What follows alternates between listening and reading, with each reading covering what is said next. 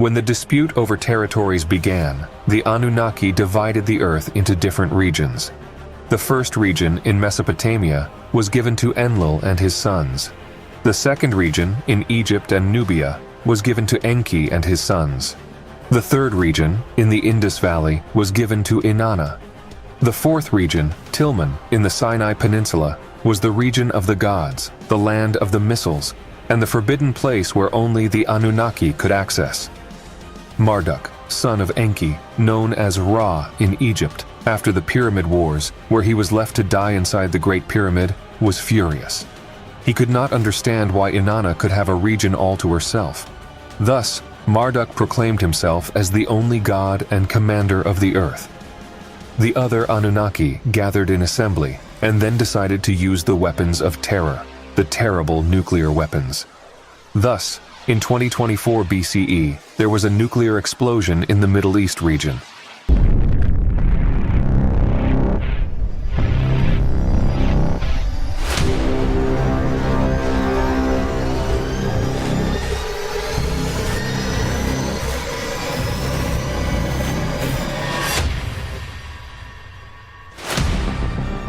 And so, in a wave of destruction, Nergal completely annihilated the 5 cities of the valley, which quickly turned into desolation. They were razed by fire and sulfur, and everything that lived there turned into vapor. With such terrible weapons, the mountains came down, and the barrier that held the waters of the sea broke. The sea waters spilled into the valley, and the valley was flooded by the waters. When the waters poured over the ashes of the cities, steam rose to the skies. From high on his ship, Nergal shouted, "It is done." And so, in his heart, Nergal, now known as Era, had no more vengeance. He had done what he planned. Inspecting their evil work, Ninurta and Nergal were confused by what they saw. The splendors were followed by the darkening of the skies, and soon after the storm blew. Inside a dark cloud, whirlwinds formed in the sky and an evil wind rose, plunging the sky into twilight. As the day went on, the sun disappeared and darkness took over the horizon. Night came, and with it a dreadful splendor highlighted its edges, causing the moon to disappear, swallowed up in a dense cloud of destruction. When dawn came the next day, coming from the west, from the upper sea, a wind of a dense storm began to blow. And then the dark brown cloud moved east, heading towards the inhabited lands. The dark brown cloud traveled, and wherever it went, it brought the death of everything that was, without any mercy. From the valley of no pity, the cloud of death was carried to the lands of Sumer. Ninurta and Nergal gave the alarm to Enki and Enlil. They announced, "The evil wind is relentless, and it will bring death to all."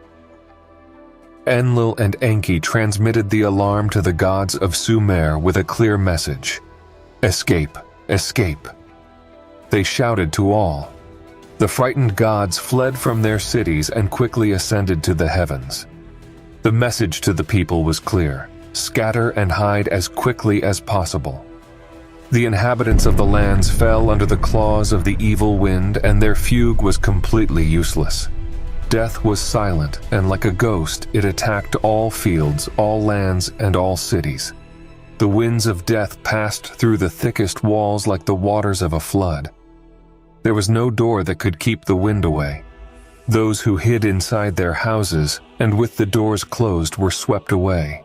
And thus, like flies, they fell to the ground. The streets were piled with bodies, and the mouths of those trying to survive overflowed with saliva and foam, and then the blood came with a premonition of death. Slowly, the evil wind blew over all the lands and crossed from west to east over plains and mountains and annihilated everything that lived. After its passage, nothing was left alive. The waters, once clear, were poisoned, and in the fields all vegetation wilted.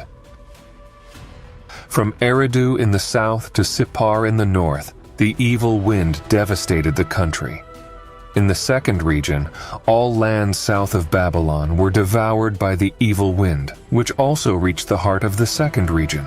But ironically, the sacred Babylon, from where Marduk had declared his supremacy, was spared by the evil wind.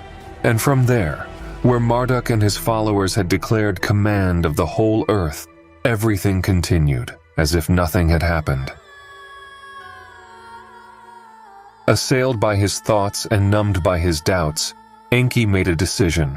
He said to himself, "Everything that happened needs to be recorded, from the beginning on Nibiru until this day on Earth, and that in posterity, at the time chosen by destiny, the Earthlings read this record and can remember the past to understand the prophecies of the future.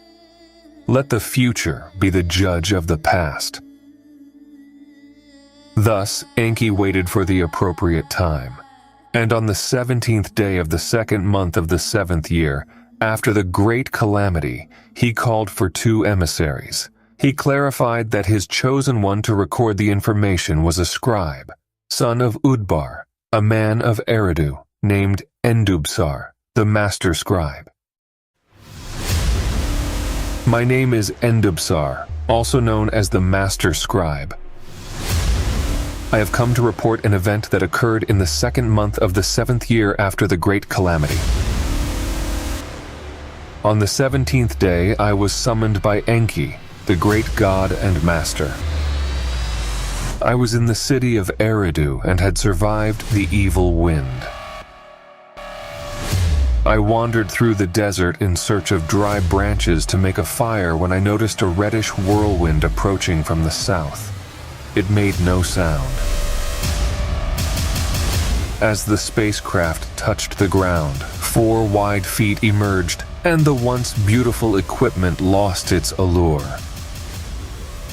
Overwhelmed with reverence, I prostrated myself on the ground. When I looked up, I saw 2 emissaries standing near me.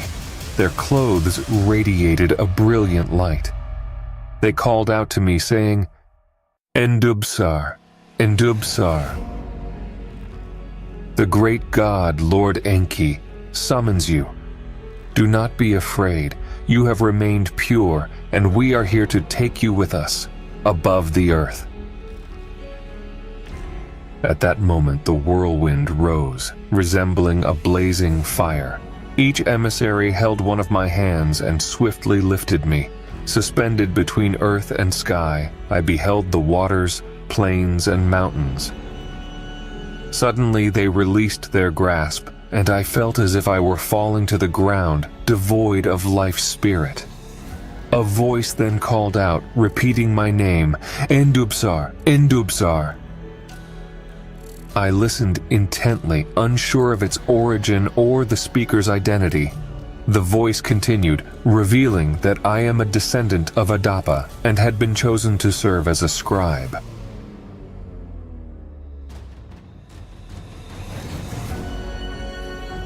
I was to transcribe the divine words onto tablets. Before me, I could see a workspace with a scribe's table adorned with intricately carved stones. The mysterious voice persisted, addressing me as Endubsar, servant of Eridu, and declaring, "I am Enki, your god, your lord. I am concerned, which is why I have summoned you. The great calamity has befallen humanity, devastating our cities. I desire to document the truth of these events, ensuring that both gods and men understand what has occurred. Since the Great Flood, no catastrophe of this magnitude has transpired. Yet here we are, 7 years later. This should not have happened. I, Enki, have failed. Despite my efforts to prevent it, I have faltered. Was it fate or destiny? Only the future can judge. The earth will tremble, rivers will change their course, and daylight will be shrouded in darkness. The sky will be ablaze, and on this fateful day, the return of the celestial god will be sealed. Some will survive, while others will not. Thus, the cycle of repetition shall be sealed. For these reasons, Endubsar, I, your Lord Enki, have called upon you. The future remains veiled within the past. Among the gods, 40 is my sacred number. Therefore, for 40 days and 40 nights, I will speak and you shall transcribe. Throughout this time, you shall neither eat nor drink. Sustenance shall be derived solely from water and bread, enabling you to devote yourself to your task. The voice fell silent once again, and my surroundings became clearer. Before me, there was a plate with bread and a goblet filled with water. Enki instructed me, saying, "Endubsar, consume this bread and drink this water. It shall sustain you for the next 40 days and nights." I followed the instructions diligently. Then I was questioned, "Endubsar, Master Scribe, what do you see?" "I see smooth tablets of pure blue, resembling the sky, and a stylus." Enki said, "Endubsar, this is a distinct material. The tablets are smooth, made of lapis lazuli, and the stylus is a divine creation. Its body is composed of electron, while the tip is crafted from a divine crystal.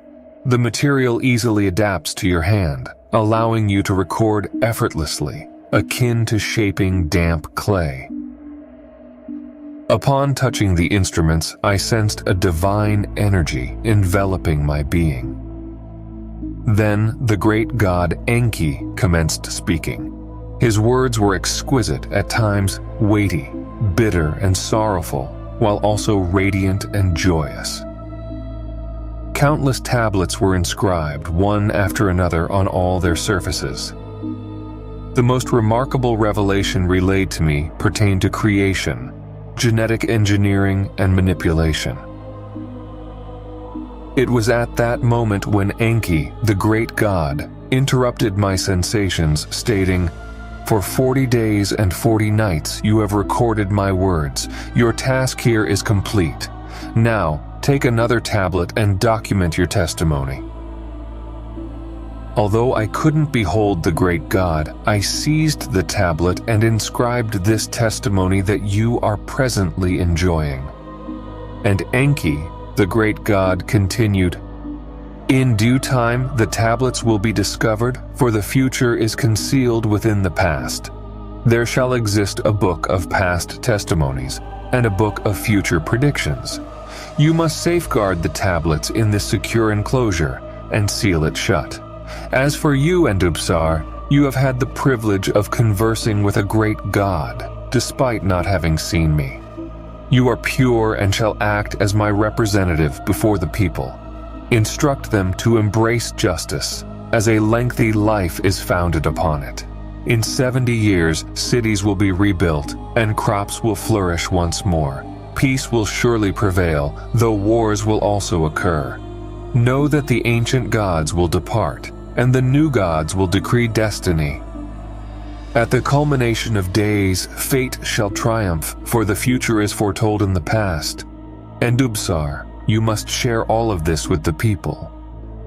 Upon this pause, I, Endubsar, prostrated myself to the ground. I inquired, "How will I know what to say?" The great god Enki replied, "The words you must utter will come to you in dreams and visions, and there shall be other chosen prophets as well. Ultimately, a new earth and a new heaven shall emerge. Following this, prophets will no longer be necessary." A silence followed, and the auras faded away. When I regained awareness, I found myself in the fields surrounding the city of Eridu. This was the story of the prior times and the use of weapons of terror. Before these prior times, there was the beginning. And after the prior times, there were the olden times. In the olden times, the Anunnaki descended from the heavens to earth and created the earthlings. However, in the olden times, there were no gods on earth, and earthlings had not yet come into existence. It is within these olden times that we find the genesis of all history, and it is this beginning that unravels all mysteries. What I'm about to share with you pertains to the planet Nibiru and the fortunes and destinies that awaited the Anunnaki. Nibiru is a planet with a wide orbit. It appears as a large reddish celestial body, making its extended journey around the sun. At times, Nibiru experiences cold, while at others, the bright sun once again shines upon it. The planet's thick atmosphere is sustained by ongoing volcanic eruptions. During the cold period, the atmosphere retains heat, acting as a protective covering for the entire planet. In the warm period, the atmosphere shields Nibiru. During the transitional periods between heat and cold, rainfall intensifies, ensuring the continuity of lakes and rivers. Nibiru is adorned with abundant vegetation that nourishes and safeguards the atmosphere. From this vegetation, diverse forms of life emerge in both water and on land. The Anunnaki species naturally came into existence, like an eternal seed, destined to proliferate. Over time, the Anunnaki multiplied and settled in valleys, plains, and mountains. They built homes, established communities, and civilizations began to flourish. It was during this era that conflicts and rivalries arose, culminating in the first war between the northern and southern nations. Vegetation transformed into formidable weapons, and civilizations gave rise to armies. Eventually, missiles were launched, and a prolonged and ferocious battle ensued between brothers. Death and destruction swept across the northern and southern lands alike. Destruction consumed all of Nibiru. Desolation prevailed on Nibiru for a considerable period. It was not a single event, nor did it occur twice. There were several orbits, and then a decision was made to declare a truce. Soon, cries for peace resonated everywhere as nations aimed to unite under a single throne on Nibiru. It was agreed that there would be one king to rule them all. The chosen king was to come from either the north or the south, while a consort would be selected from the opposite region. This arrangement aimed to unite the north and south through the figures of the king and queen. The husband and wife were considered as one entity, and their child born from their union would be the successor, establishing a dynasty. The selected ruler was a formidable warrior and commander from the north, bestowed with the title of An, which signifies celestial. Consequently, order was restored in the lands, accompanied by the establishment of laws and regulations, and successfully unified the territories, restored canals, constructed cities, and ensured prosperity and order. His wife, chosen from the south as agreed, was granted the title of Antu, denoting the wife of An.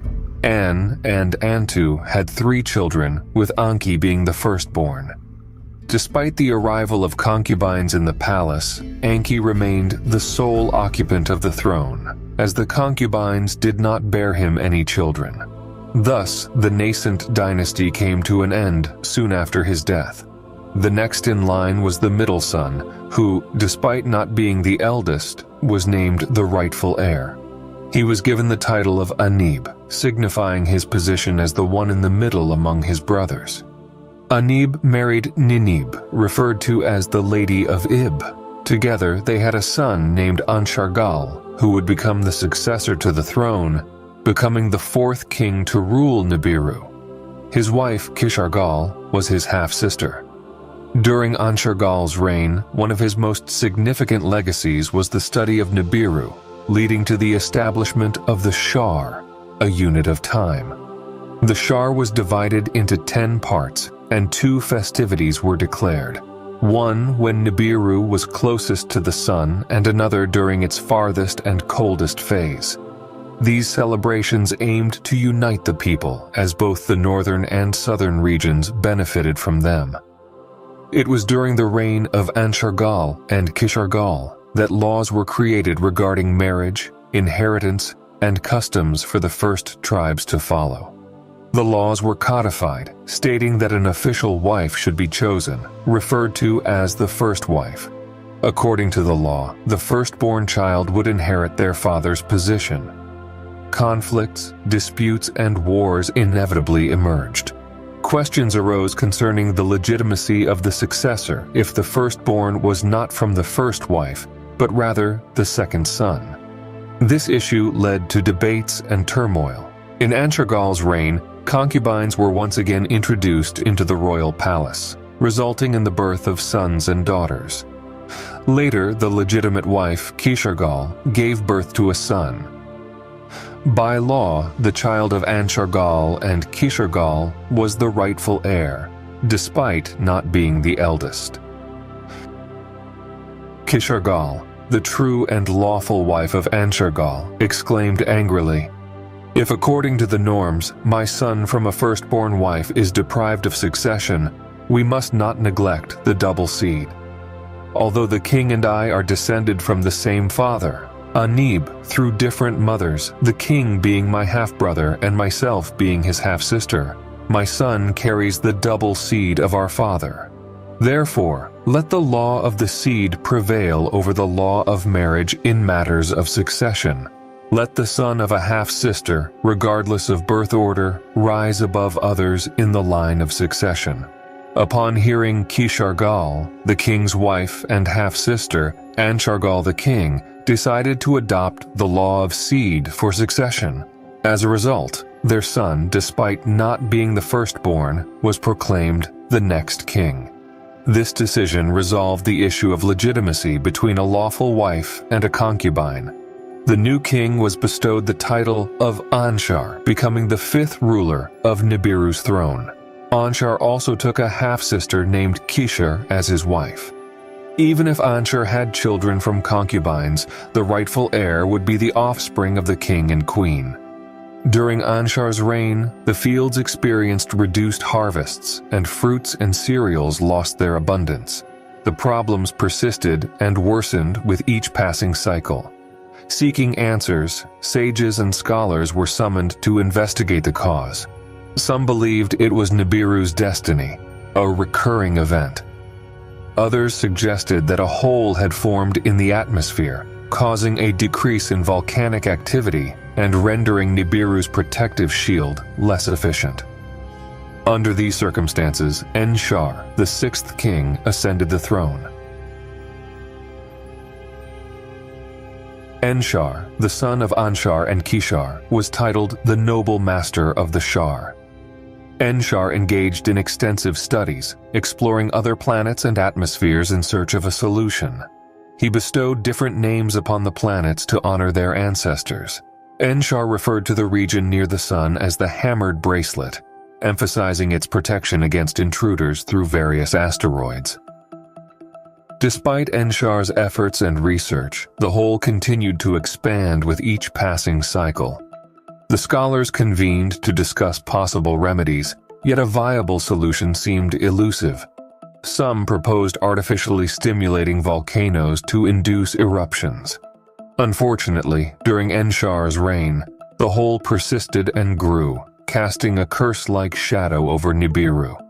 Rainfall diminished, winds intensified, and springs ceased to flow.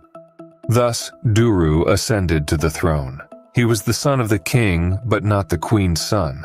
Enshar married Ninshar, but they had no children together. Eventually, one of the concubines bore Enshar a son, and thus Duru, the son of Enshar and a concubine, assumed control of Nibiru. Duru, lacking the royal bloodline, seemed to be disregarded due to this fact. However, when choosing his first wife, he did not adhere to the tradition of selecting a half-sister based on lineage. Instead, his choice was driven by love.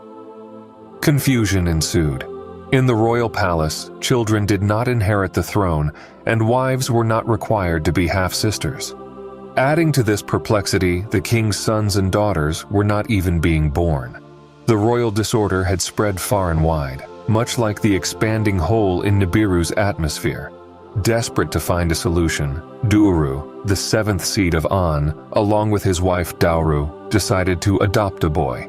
They named him Lama and declared him the rightful heir, subsequently making him king. Lama differed from his father, Duru. Although he was the seventh seed of An, Lama did not descend from rulers. The troubles in the royal palace on Nibiru continued to increase. Eventually, sages and scholars arrived at a solution. They exclaimed, "Gold, gold."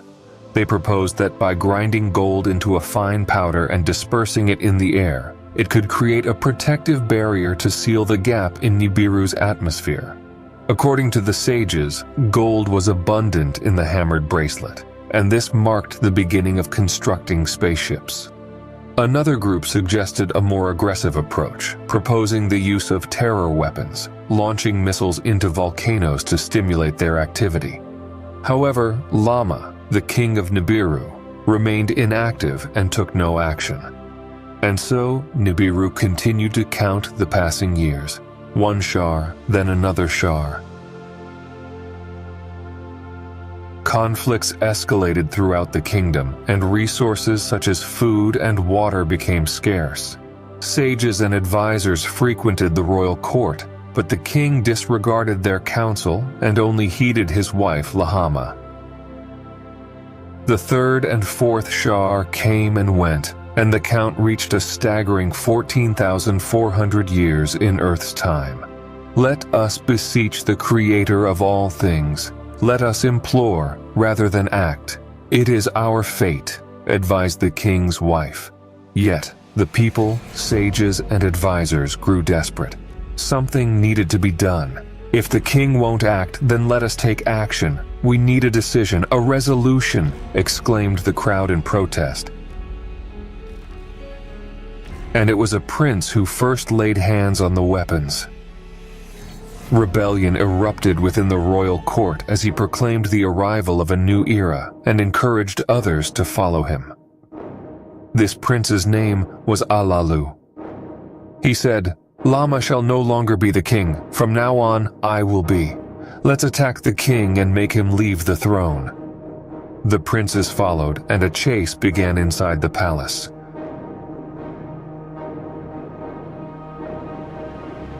Finally, at the tower, Alalu found Lama and faced him in a battle where only one of the two would survive.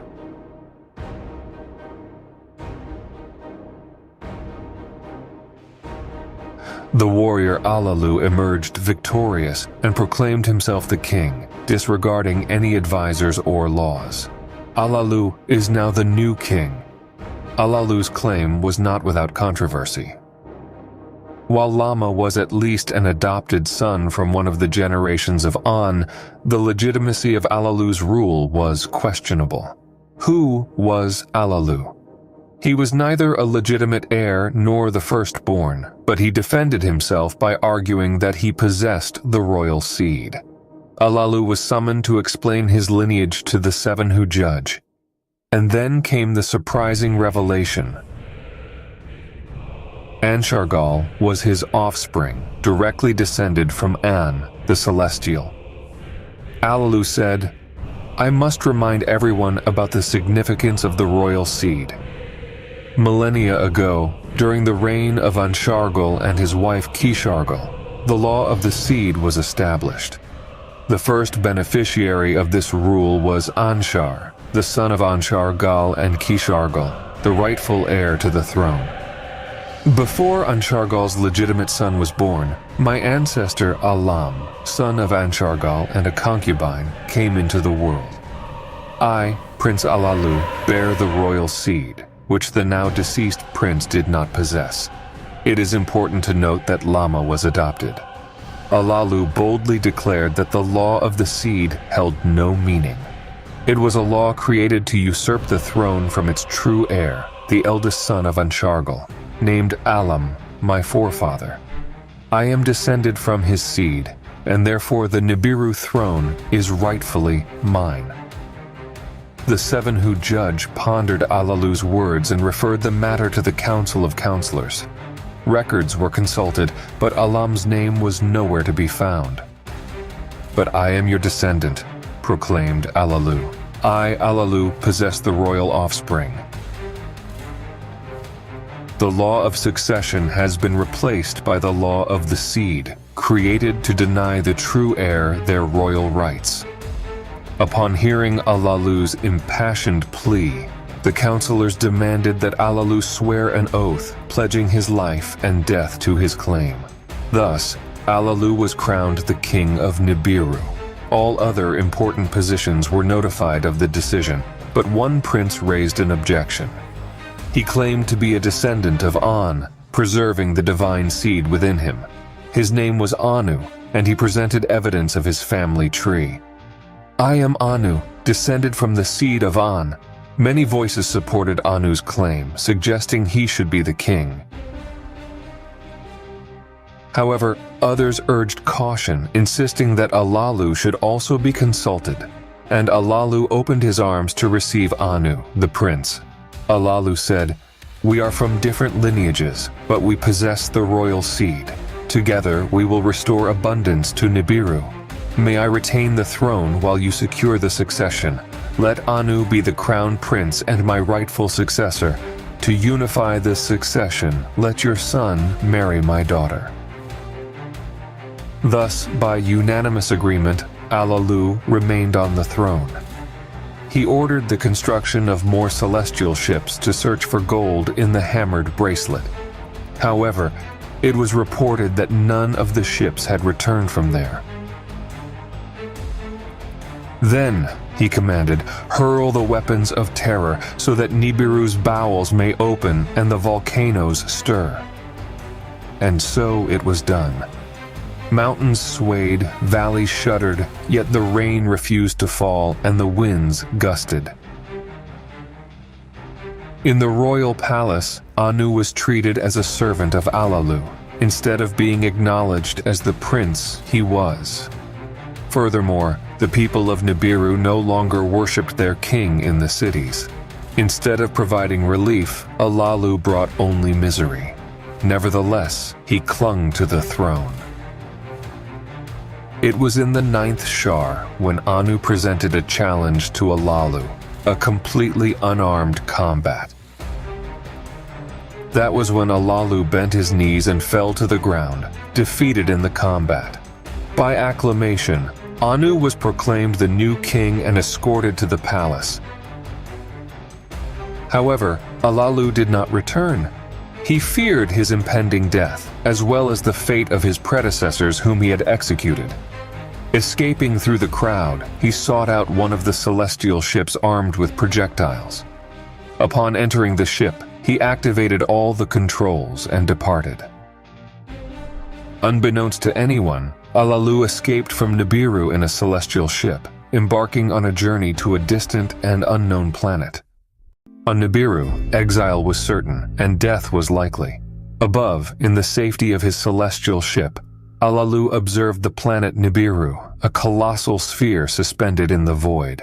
The glow of volcanic eruptions, although fainter, still flickered, casting an exuberant radiance. Its magnificent fullness adorned the skies of distant worlds. Like an eagle, Alalu scanned the heavens, marveling at the beauty of the planet that had given him life. Controlling his celestial ship, he turned his gaze toward the vastness of space, with Nibiru receding behind him. On one side, darkness stretched into space, while on the other, the giant of volcanic eruptions disappeared into the depths of the great dark sea. Gradually, the worlds and atmospheres that King Enshar had studied and named after their ancestors came into view. Little Gaga, known as Pluto, extended a welcoming sight.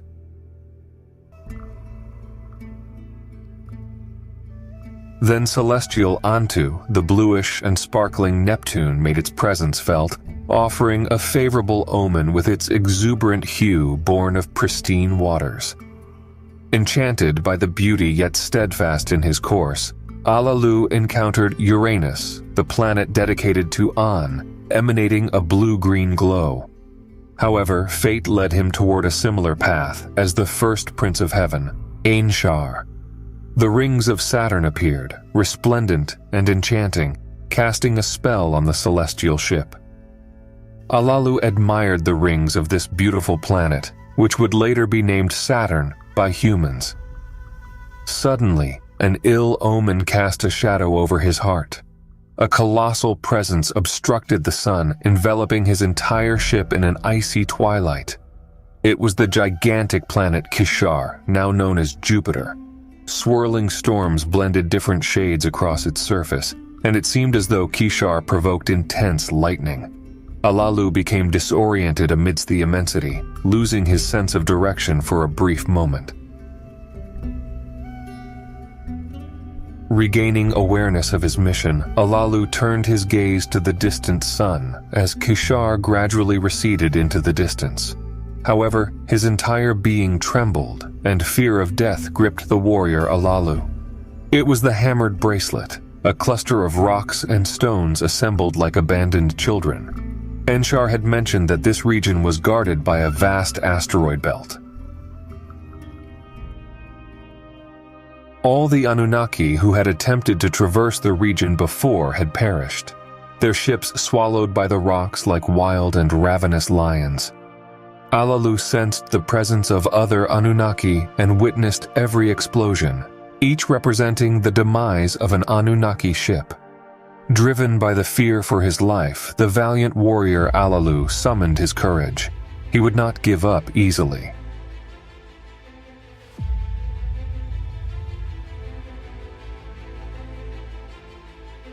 If the secret was indeed true, if his ancestors had not deceived or erred, then the discovery of gold awaited, and the glory of a celestial reign was within reach. Thus, Alalu engaged in a fierce confrontation with the rocks. He stoked the ship's firestones and unleashed a deadly missile that collided with the rocks, causing them to clash against each other. The weapons of terror were then launched into space. "Open up to your king. I am Alalu, a warrior from Nibiru, equipped with a ship, weapons, and missiles. Nothing shall impede my path. Glory is my destiny. A celestial reign has been prepared for me." As Alalu uttered the spell, the hammered bracelet opened like a gate, revealing a path of immense darkness among the rocks. Venturing through the hall within the bracelet, Alalu could feel the weight of his destiny. He was the sole survivor among the Anunnaki who had dared to undertake this journey. With determination, Alalu swiftly crossed the sixth planet, which the celestial gods called Mars due to its reddish-brown appearance. His path now led him towards the sun, and suddenly he beheld the new world. The planet was divided into 3 distinct regions, snow-covered white at the poles, with blue and brown in between. Without a doubt, it was the legendary Ki, the 7th planet. Alalu circled the planet, observing its land masses and oceans. Eager to explore further, he activated his equipment to examine the depths. The penetrating ray was directed downward, and what he discovered surprised him greatly. The rays revealed abundant gold, shimmering brilliantly. I found it! I found it!" exclaimed Alalu. However, his excitement soon gave way to fear as he realized the perilous situation he faced. How could he land safely? Landing on dry land might cause his craft to explode, leading to his demise. On the other hand, landing in water might sink him into oblivion. Time seemed to slip away, leaving little opportunity for a decision. The gravitational pull grew stronger, causing Alalu's spacecraft to tremble. The atmosphere felt oppressively hot, thinner than that of Nibiru, with weaker gravitational forces. Then, without warning, the celestial ship shook violently. The impact was imminent, and Alalu's heart clenched in agony. A deafening bang echoed through the air, accompanied by flashes of light. The ship landed, and Alalu was thrust into unconsciousness, rendered completely motionless and inert. In the realm devoid of time, Alalu gradually regained awareness. He discovered that he had survived the ordeal. It was at this moment that the first Anunnaki set foot on Earth, or as they called it, the planet Ki. Returning to full consciousness, Alalu surveyed his surroundings. His craft had descended on dry land near vast marshes. Clad in a fish-like suit and an eagle's helmet, he emerged from the ship, taking his first steps in this new world. He traversed the marshy terrain, shivering in the cold. He realized he was a solitary traveler, potentially exiled forever from Nibiru. No one in this new world had greeted him, leaving him alone once again. Memories of his family, his reign, the battle with Anu, the perils he had faced, and the hammered bracelet flooded his mind. Was he forever banished from Nibiru? Forever? Anguish gripped his chest, prompting him to retreat to the safety of his ship, where he sought nourishment and drink. That's when a profound sleep overcame him, a powerful lethargy that sent him into slumber, once again succumbing to unconsciousness. Alalu had fallen asleep while his thoughts were consumed by history and all that he knew. Alalu had received proper training and preparation. He had been among the great, the wise, the scholars, and the commanders. Anyone who believed that Alalu was merely a supporting actor in this story was mistaken. Alalu had learned extensively from his ancestor, Anshargal, acquiring knowledge of the sky and its circuits. With Enshar, his understanding was further expanded in a magnificent manner. As a profound connoisseur, Alalu engaged in conversations with sage scholars and commanders, greatly enriching his knowledge. It was in that environment where he learned about the secret from the beginning. And it is this secret that Alalu possessed, leading him to the distant planet beyond the hammered bracelet, which we shall now discover. In the beginning, when the gods of the heavens had not yet been summoned into existence, and in the key below, the solid ground had not yet been named, there existed the Apsu alone in the void, the primordial begetter. In the heights of above, the celestial gods had not yet been created, and in the waters below, the heavenly gods had not yet emerged. Above and below, none of the gods had taken form, and no destinies had been decreed. Apsu reigned alone in the void. And then, with the Apsu winds, the primordial waters merged, and a spell was cast. A deep slumber fell upon the depths of the void, and Tiamat, the mother of all, was created to be his wife, a celestial mother abundant in water. Alongside him, Apsu brought Mumu and appointed him as his messenger to present Tiamat. Thus, Apsu bestowed a resplendent gift upon his wife, a shining metal, the eternal gold, meant for her alone to possess. And then the two mingled their waters, giving birth to the rest of the divine children, the very planets through which Alalu had journeyed. At that time, Nibiru had not yet been brought forth, and the earth had not yet been called into existence. The celestial waters remained united, and there was no hammered bracelet, nor had any circuits or orbits been established. Enraged by the absence of rest, the absence of traced destinies and established circuits, Tiamat formed an army against Apsu and claimed him as her firstborn. She named him Kingu and elevated him to the rank of An. She placed a tablet of destiny upon his chest, allowing him to acquire his own circuit, and instructed Kingu to wage war against the gods. During that period, a god was begotten, a cunning creator forged him, the son of his own son. Emerging from the depths where he was crafted, he separated himself, carrying with him the seed of life, a divine gift. Aimlessly, it wandered through space, attracting all others. Its name was Nibiru, destined to be forever known as the Crossing. Nibiru joined the troops, the Brethren, and became the Avenger, confronting Tiamat. It found its path ahead of its brethren, and thus the celestial battle commenced. The moon of Nibiru and Tiamat clashed face to face. The evil wind from Nibiru struck deep within Tiamat, and with several blows, Tiamat became a lifeless corpse. Depleted of strength, her forces lost their balance, and her sons, including Kingu, trembled in terror. The tablets of destinies were torn away by the Lord, and new battles ensued. In the end of the battle, the hammered bracelet found its course, as did the other sons and daughters. Nibiru harbored the seed of life, and Ki, Earth, was formed. Kingu was destined to light up Earth's night eternally. Nibiru was then exalted. The true son of the sun, forged in the depths, greatest of all, let him rule. Nibiru shall keep the crossing of heaven and earth, and crossing has become his name.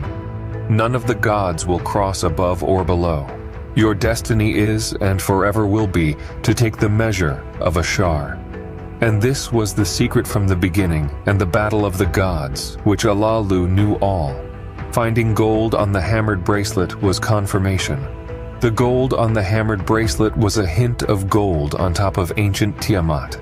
The secret of the beginning that he had been taught began to show clear signs of its veracity.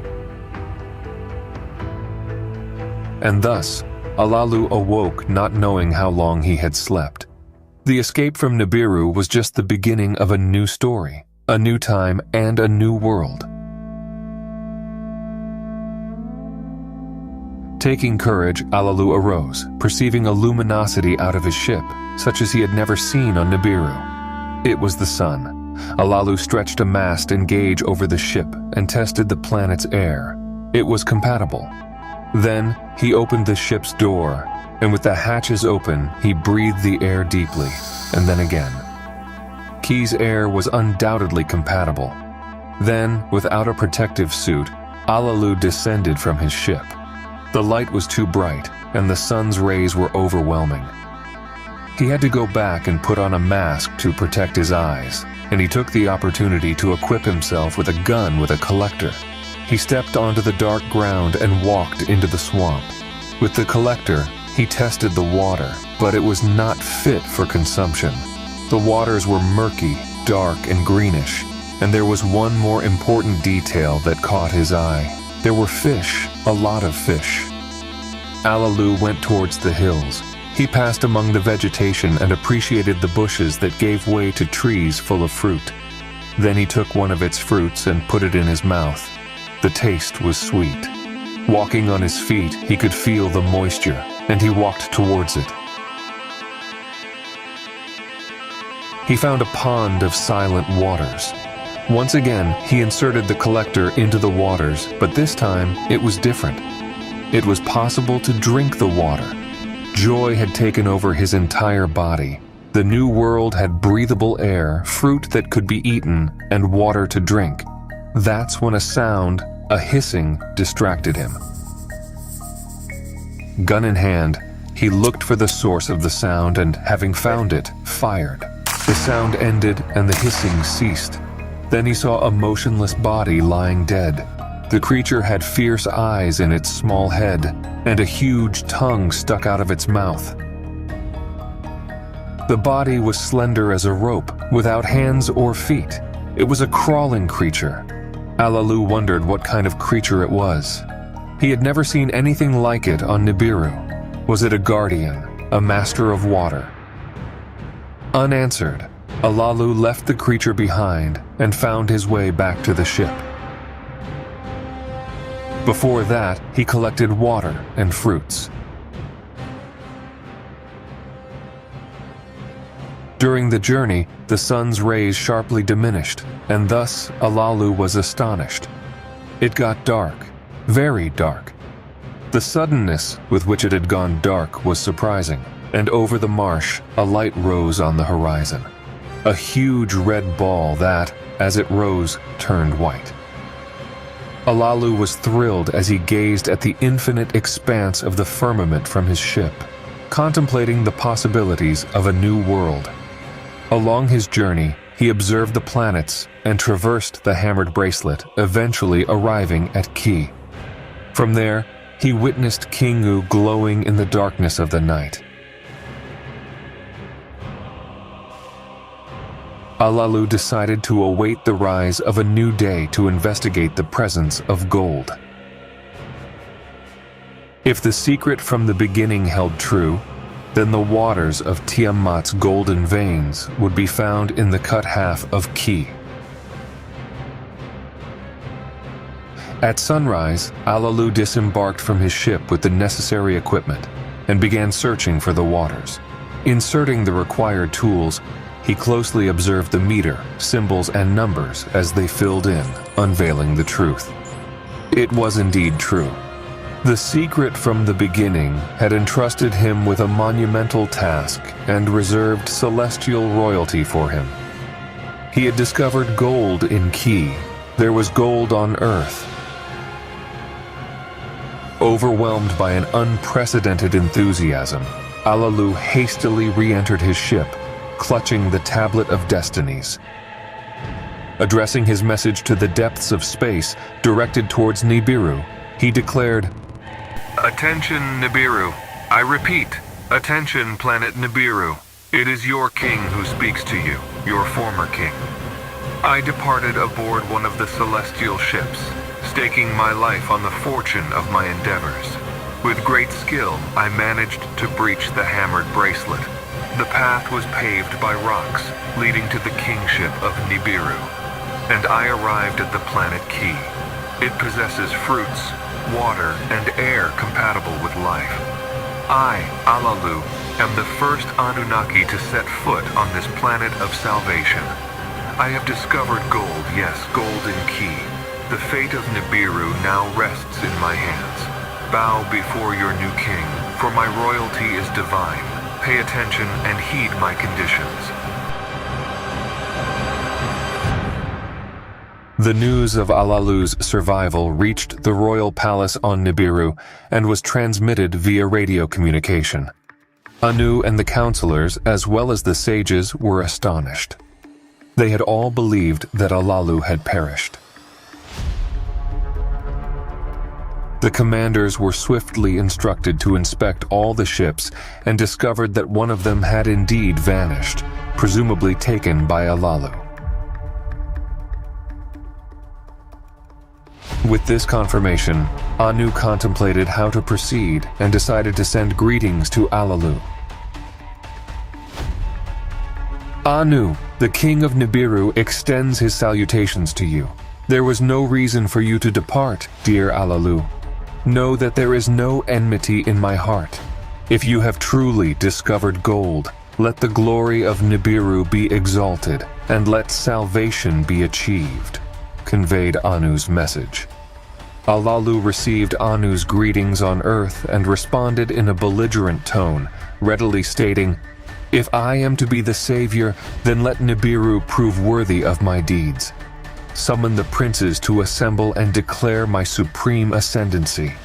Let the commanders accept me as their leader, bowing to my orders. Proclaim me as king, and let my name supersede Anu on the throne.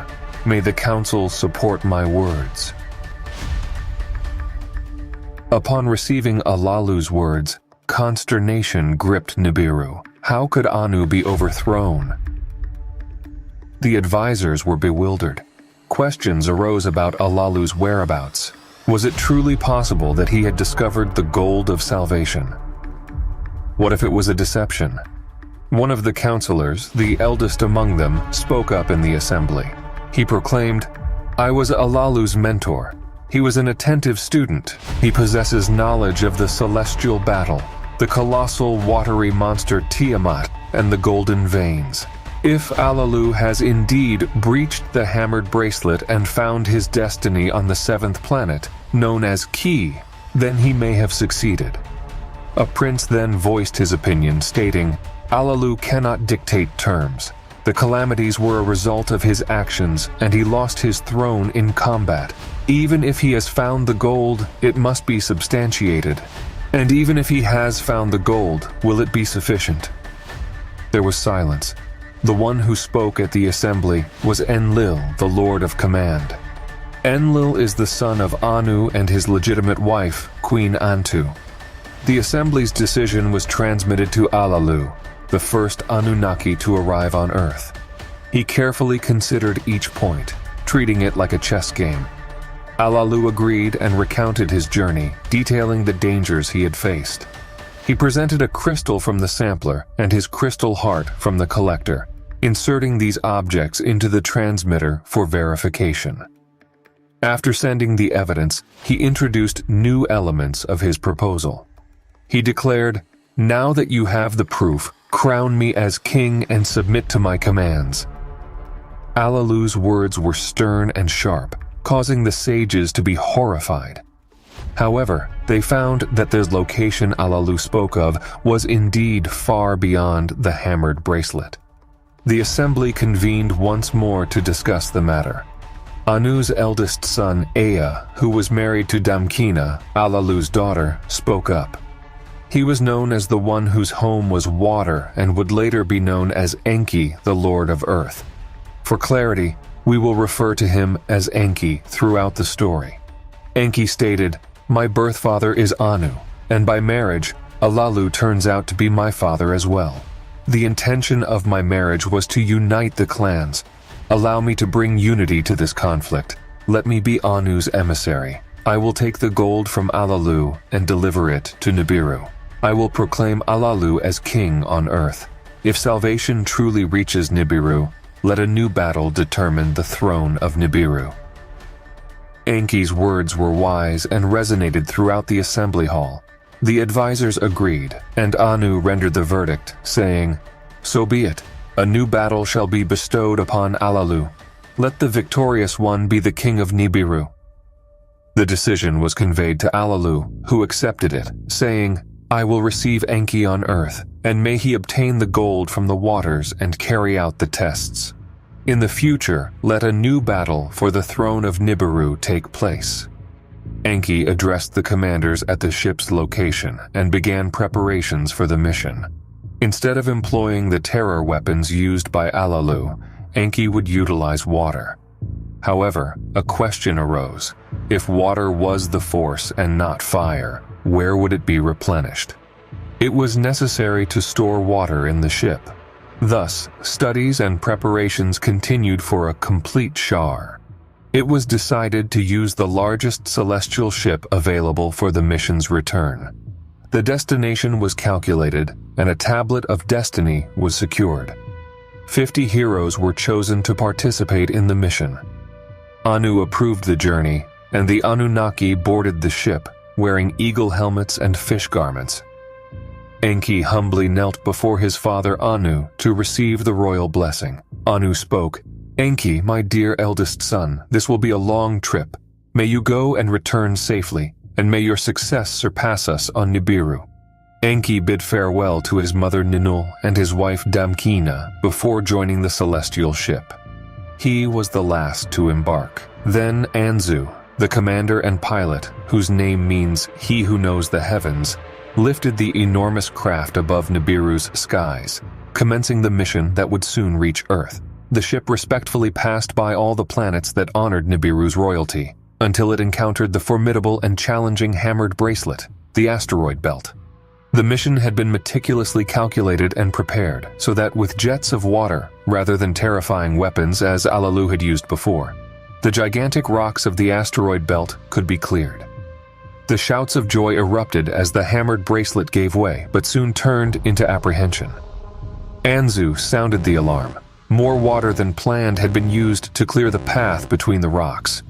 There would be no water left to fuel the ship's flaming stones for the remainder of the journey. At the forefront of the colossal Anunnaki ship was Lamu, the red planet later known as Mars. Anzu, the skilled pilot, slowed down the ship and circled the edge of a lake before landing smoothly. Enki and Anzu both put on their eagle helmets and descended to solid ground. An order was given to draw water from the lake into the ship using a water-sucking pipe, and it was done. With the ship resupplied, the giant vessel embarked once again, heading towards its final destination, planet Earth. As they approached Earth and intercepted Alalu's transmitting signal, they beheld the oceans and the dry land, contrasting with the snowy regions covering 2/3 of the planet. However, as they drew nearer, they sensed the planet's strong gravitational pull and the weight of the snow, making it challenging to land in the swampy region. Anzu circled the entire planet once more, seeking a way to decelerate the ship and bring it closer to the ground. Finally, the enormous ship descended onto the waters of Earth. It was at this moment that a message reached the ship. Alalu said, "Welcome to Earth." The massive ship received the signal, and Anzu guided the spaceship towards Alalu like a floating vessel. "Hurry," exclaimed Alalu. "Make haste." Anzu instructed all the Anunnaki on board to don their fish costumes. The ship's door opened, and the heroes descended from the vessel. However, Enki found himself without a fish suit. His heart pounded like a drum as he swam freely, realizing that the waters were deeper than he had imagined. Upon reaching the bank, he spotted Alalu, who embraced him and exclaimed, "Welcome, my son-in-law. Welcome to a new planet." As the heroes proceeded, Alalu greeted them and extended a warm welcome. Enki addressed the remaining Anunnaki, stating, "Here on Earth, I am the commander. We have embarked on a crucial mission, one that holds the future of Nibiru in our hands. It is a matter of life or death. Let us begin our work. Anzu, inform the king, my father, of our joyful arrival on this planet." Soon, the sky transformed into shades of red, orange, and darkness. Alalu explained, "A night on Earth is unlike anything you can imagine. Let us take this opportunity to rest. Before you know it, the sun will herald a new day." And so, night fell, giving way to a new day. With the dawn, Enki assigned specific tasks to some of the Anunnaki: Engur, the Lord of Fresh Waters; Enkimdu, responsible for the ditches and dikes; Enbelulu, in charge of the swamps; Isamud, to distinguish fruits; and Guru, with overseeing the cultivation of crops. Camps were erected, ditches and dikes were constructed. Kula produced clay bricks, Mushdamu laid the foundations, Inursag studied serpents and slithering snakes, while Ulmash examined water creatures and birds, categorizing and studying them. 6 days passed, and on the 7th day, Enki declared, "We have come from afar, traversed great distances, established our camp, and observed everything around us. Let us name our fenced-in building, home away from home, and designate it as Eridu." True to his word, Enki appointed Alalu as the commander of Eridu. He further added, "Let this 7th day be consecrated as our day of rest, a tradition we shall uphold." Once the day of rest concluded, the search for gold began. Enki spent 6 consecutive days extracting metals from marshy waters. On the 7th day, Enki and Alalu examined the collected metals. Iron and copper were present, but gold was scarce. They diligently separated the metals, and on the subsequent 7th day, they rested. This pattern continued as they filled and emptied crystal vessels for 6 days, counting the metals on the 7th day. Gold remained in the smallest of piles. Throughout their labor, Enki marveled at the moon, Kingu. What peculiar connection existed between the moon and Earth? What celestial significance lay within? Enki referred to the full circle of the moon as a month. They toiled with the metals for several months. Eventually, Enki witnessed the sun, and every 6 months, he assigned a name to the hot or cold season. Winter and summer emerged, and Enki designated it as the Earth's year. At the conclusion of each year, he tallied the accumulated gold. And with the levels of gold in an alarming situation, the Anunnaki decided to sink their ship into the waters in search of gold in the depths. Soon, they could observe that Nibiru was approaching. Anu asked about the amount of gold, but it was insufficient. Therefore, it was decided to wait for one more Shar. With more time on Earth, the ship's components were separated, and Enki built a chamber. Using the chamber, Enki and Abgal flew low over the Earth, observing and studying the planet. Enki became intrigued and discussed with Alalu the whereabouts of Tiamat's golden veins. Back on Nibiru, apprehension grew. Gold was not only desired, but essential. Protests increased, and Anu declared, "Hand over whatever gold you have, repair Alalu's ship, and may he bring gold to Nibiru." Enki took the terrifying weapons from Alalu's ship and concealed them in a distant and secret location. Anzu worked on preparing Alalu's ship for the journey to Nibiru, ready to deliver the gold as soon as the Shar ended. It didn't take long for Anzu to notice the absence of the terrifying weapons. These weapons should not be used in the skies or on land. However, without them, it is dangerous to cross the hammered bracelet. Alalu's ship doesn't have water jets, I must remind you, Anzu expressed. The words of the Anunnaki on Earth reached the Council of Nibiru. The risk was that they might not be able to return. Abgal then took the opportunity to express his willingness to take this risk. "I will deliver the gold to Nibiru," he said. The astronomers studied the optimal moment, and Abgal set out on the journey towards Nibiru, carrying the gold of salvation with him. On Nibiru, people awaited the salvation brought by the gold. Abgal endured the scorching heat as he entered the planet's atmosphere and skillfully steered the craft to the designated landing spot. The crowd applauded and revered this act of heroism.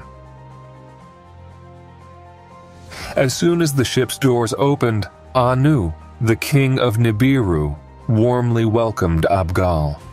Meanwhile, other Anunnaki unloaded the gold from the ship and transported it to the appropriate location. Soon, the gold would be processed into the finest powder and scattered into the atmosphere. During the assembly of the Anunnaki, Anu declared, "Salvation is here. The gold of salvation has arrived." Despite Anu's words of glory and exaltation, apprehension gripped the people. Were the theories correct? Would the powdered gold be able to seal the holes in the atmosphere? And the answer was affirmative. The rift that had received the gold was closing, and the royal palace was filled with joy. However, due to the proximity of the sun, the gold particles were deflected and the crack reopened. Anu commanded, "Abgal, return to Earth immediately. We need abundant gold. Nungal and other Anunnaki will accompany you. Leave as soon as possible." Thus, Abgal and the other Anunnaki departed from Nibiru, heading back to Earth. Upon their arrival, they were welcomed in Eridu by Enki. After the initial greetings, the extraction of gold began swiftly. However, what they observed was worrisome. The amount of gold was insufficient. Day after day, Enki and Alalu exchanged glances and conversations. Both were intrigued, their hearts heavy with concern. Where could abundant gold be found? Where were Tiamat's golden veins? Enki embarked on exploratory flights, familiarizing himself with the mountains and valleys. However, further exploration was necessary to find a solution. He ventured across the lands separated by oceans, and finally, the depths of the earth unveiled themselves.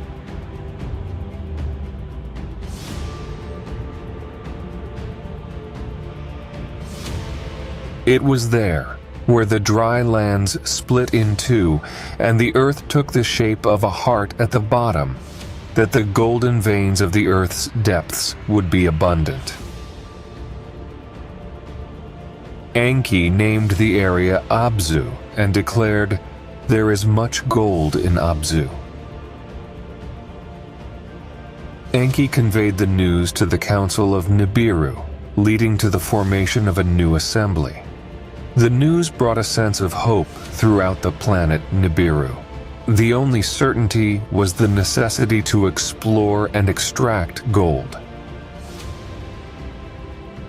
However, the question that remained unanswered was how to obtain this precious metal.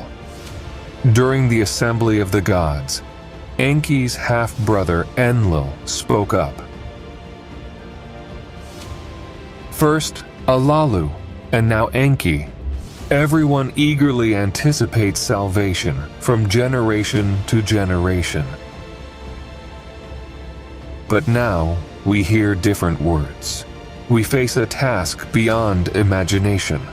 To accomplish it, we require evidence of the existence of golden veins and a plan for our success. A great division emerged within the assembly. It was then that Anu took the floor and made a decision. Let Enlil journey to Earth, gather the necessary evidence, and forge a plan. The assembly unanimously agreed. Everyone consented. The message was conveyed to Earth, and Anu commanded, "Henceforth, Enlil shall assume command. His word shall be law." Enlil began preparing for his mission to Earth, accompanied by Lieutenant Chief Alulgar.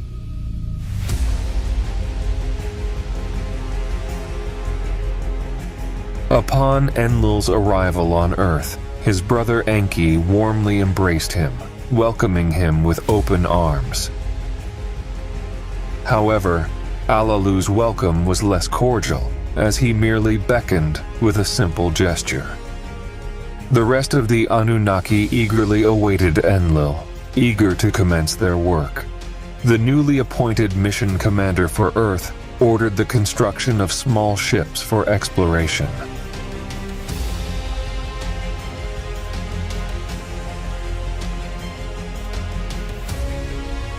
Enki and Abgal boarded one ship to lead the way across the Abzu, while Enlil and Alalgar followed in another spacecraft. They tested the soil of Abzu and discovered gold, although it was mixed with sand and rocks. They returned to Eridu. In Eridu, Enlil addressed the assembly, announcing the commencement of a new mission. He presented a grand plan and proposed a significant undertaking. Enlil explained the necessity of expanding Eridu and bringing new Anunnaki from Nibiru. It was crucial to establish new settlements to extract the gold, separate it from the surrounding mixture, and transport it using celestial ships. The plan was detailed and appeared effective. However, Enki and Alalu exchanged glances. Enki raised a question. Who shall govern the settlements? Who shall oversee Abzu? Alalu added, and who will be in charge of the new Eridu and the settlements? Anzu spoke up, asking, who will command the ships and designate the landing site? Enlil swiftly responded, let Anu come to Earth and make these decisions himself. And so it was decided. Nungal was chosen as the pilot, and together Anu and Nungal departed from Nibiru, bound for Earth. Enki provided boats to receive the Anunnaki as they descended from the spaceships onto the water. As soon as he spotted Anu, his father, he bowed and embraced him, saying, "My dear son, my eldest son." Then Anu journeyed to Eridu, where he was received by Enlil, Alalu, and the other Anunnaki who now held the royalty of Nibiru on Earth. Enlil warmly and respectfully greeted his father, while Alalu hesitantly welcomed Anu as one would receive a friend. A dinner was held in honor of the king of Nibiru, after which he retired to the cabin prepared by Enki. The following day, Anu visited the Abzu to explore the area and assess the gold reserves. However, Anu was perplexed. "Extracting the gold will not be easy," he said, "but it must be done." Enki and Enlil were entrusted with the task of constructing tools and ensuring the feasibility of gold extraction. Days and nights passed until a meeting took place in Eridu. Enki spoke first. "I was the one who founded Eridu. However, other settlements need to be established in the region. Let the land be known as Eden, and may I have authority over it. Enlil, you will be responsible for gold extraction." Enlil became enraged and exclaimed, "This plan is unfair. When it comes to commands and plans, I excel." Enki, on the other hand, is known for his knowledge of Earth and its secrets. Shall Enki become the lord of the Abzu, while I become the lord of Eden? The brothers, Enki and Enlil, engaged in a fervent argument. Anu listened attentively and reflected upon the situation. Enki was the firstborn, but Enlil was his legitimate son with Antu, the queen. Anu noticed that their discussions tended to have a cyclical nature, with no clear resolution. Moreover, someone had to return to Nibiru, as both Eden and the Abzu required leadership. After careful consideration, Anu made an announcement. "Let luck decide what will happen, and let the three of us reach a decision. Let fate speak for itself." The decision was left to chance, and Anu would return to Nibiru as the ruler. Enlil would assume the position of Lord of Command in Eden, while Enki would become the Lord of the Abzu. Thus, Anu declared, "Enlil, you shall expand the settlements in Eden and oversee the loading of gold onto the ships. You will be responsible for commanding the Anunnaki until the lands reach the water's boundaries. May Ea, my firstborn, now known as Enki, be recognized as the Lord of Earth and the first to set foot on it. Let him govern the Abzu."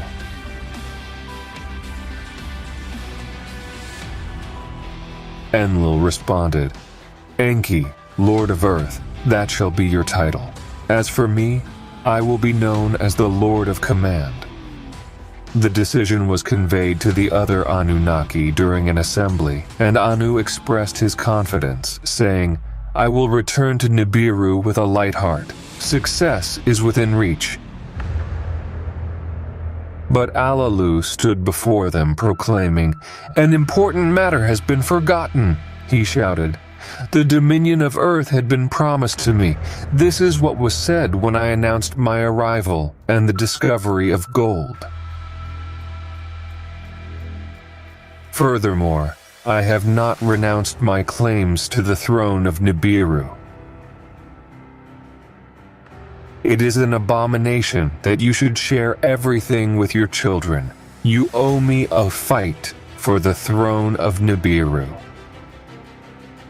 Enraged, Anu retorted, "Then let us fight for the throne of Nibiru without delay. The time for waiting is over. This battle must occur now."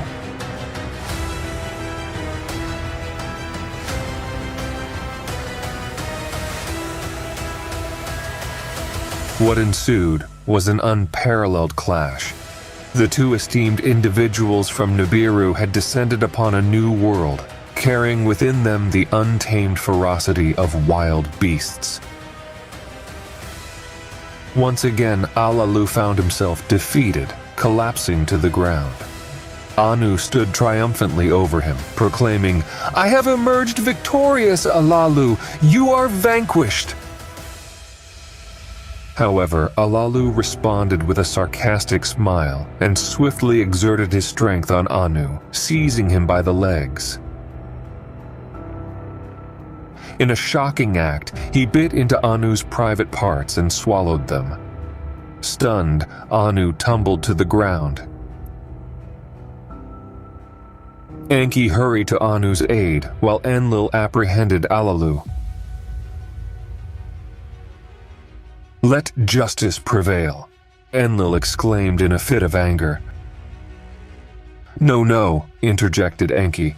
"Justice has already been served. The poison resides within him. He ingested it himself." Alalu was imprisoned for a requisite period as dictated by the law.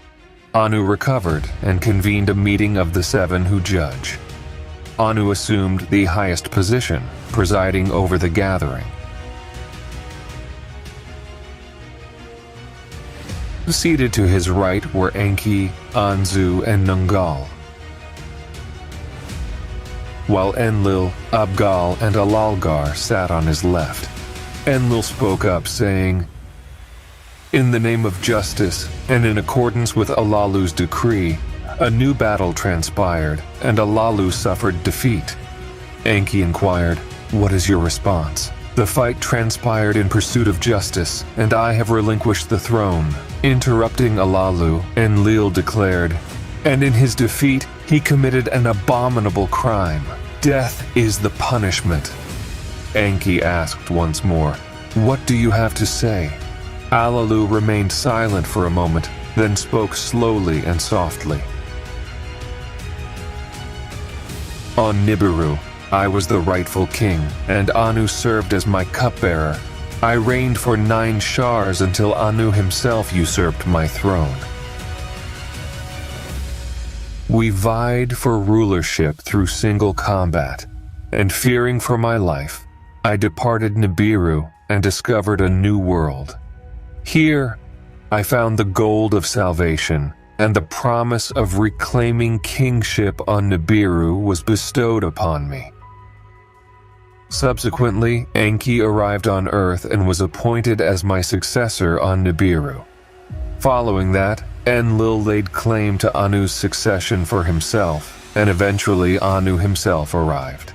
Fortune played a part and deceived Enki, who was hailed as the Lord of Earth rather than Nibiru. Enlil then assumed authority over Earth and banished Enki to the distant Abzu.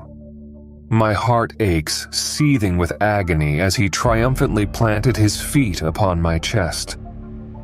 Anu spoke, "I defeated him in a fair fight, and you interfered with my lineage by devouring my manhood." Enlil spoke, "The accused has admitted to the crime. May death be your sentence." "To death," said Alalgar. "Death," said Abgal. "Death," said Nungal. Enki spoke, "Death will come naturally. Alalu swallowed Anu's entrails." Anzu in turn said, "Let Alalu be bound to earth until the end of his days." The king of Nibiru pondered, and then declared, "Die in exile. Alalu must perish in exile."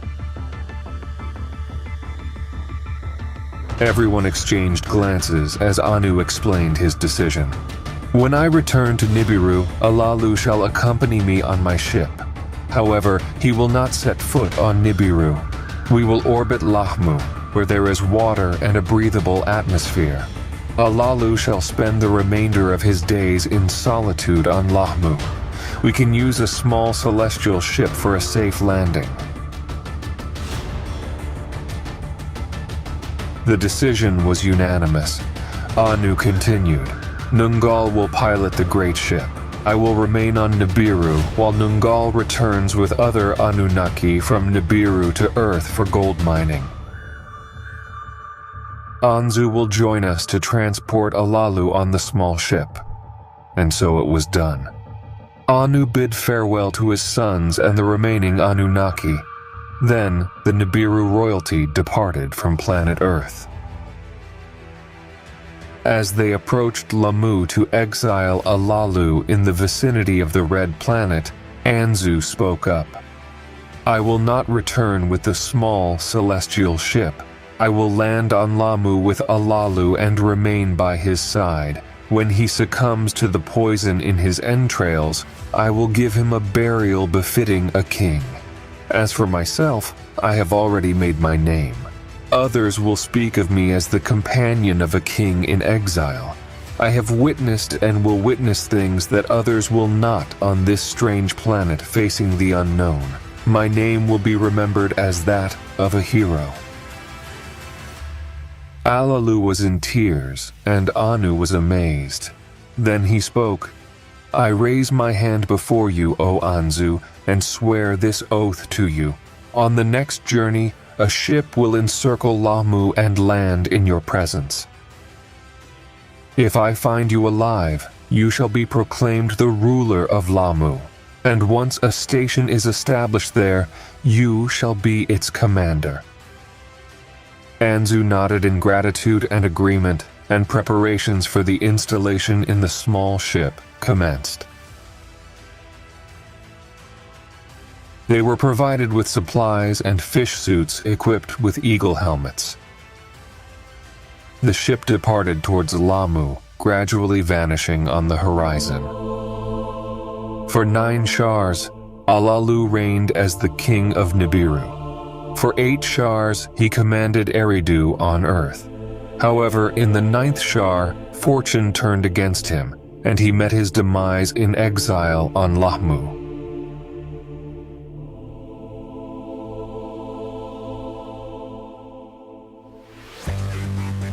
On Earth, a lengthy discussion ensued to determine the next course of action. Enki requested Alalgar to oversee Eridu, while he himself went to the Abzu. There he designed and devised technological equipment to penetrate the depths of the Earth and explore its innermost regions. He sent the plans to Nibiru for the engineers to construct. In Eden, Enlil meticulously surveyed the activities, carefully numbering the mountains, valleys, rivers, and plains. He found great pleasure in the snow-capped mountains of northern Eden and began preparations for a celestial ship platform, a personal endeavor of his.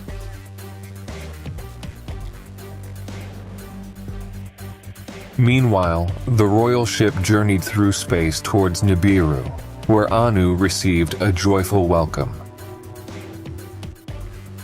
He issued instructions to establish intermediary stations, with Lamu being the first and Kingu as the second. Anu initiated new studies of all the planets and envisioned a caravan of celestial ships traveling between Nibiru and Earth, tracing various routes.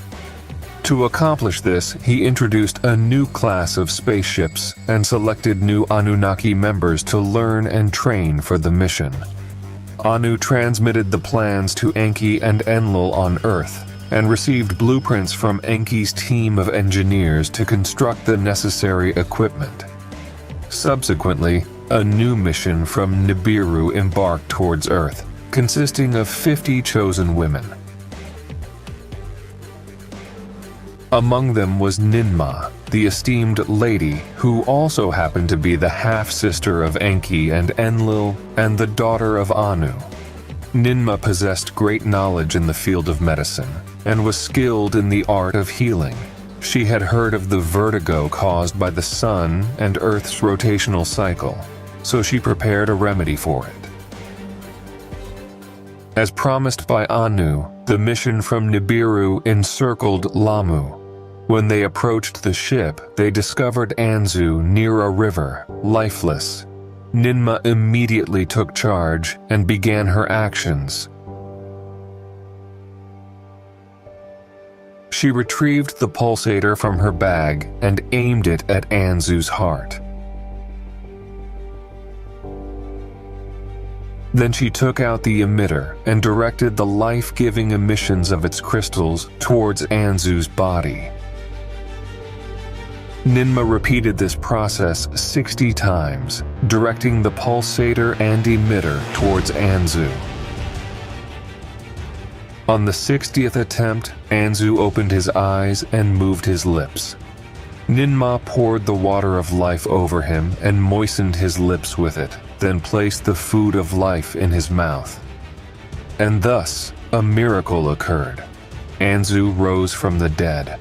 Upon regaining consciousness, he recounted Alalu's final moments and how he had prepared his funeral by covering the mountain that rose from the plain with stones. The Anunnaki then carved Alalu's face upon the rocky mountain and left it exposed. Ninmah declared, "Let Alalu's face eternally behold the land where he found gold. And as for you, Anzu, King Anu, my father has commanded the fulfillment of the promise made to you. 20 men will accompany you here on Lamu, and a way station must be built. Spaceships will depart Earth and arrive here, laden with gold. The gold stored here will be collected by celestial ships that will transport it to Nibiru. Anzu, you shall be the commander of Lamu. My life belongs to you, O Ninmah, the great lady. My gratitude towards Anu knows no bounds." And then the celestial ship carrying Ninmah and the other Anunnaki departed from Lamu towards Earth.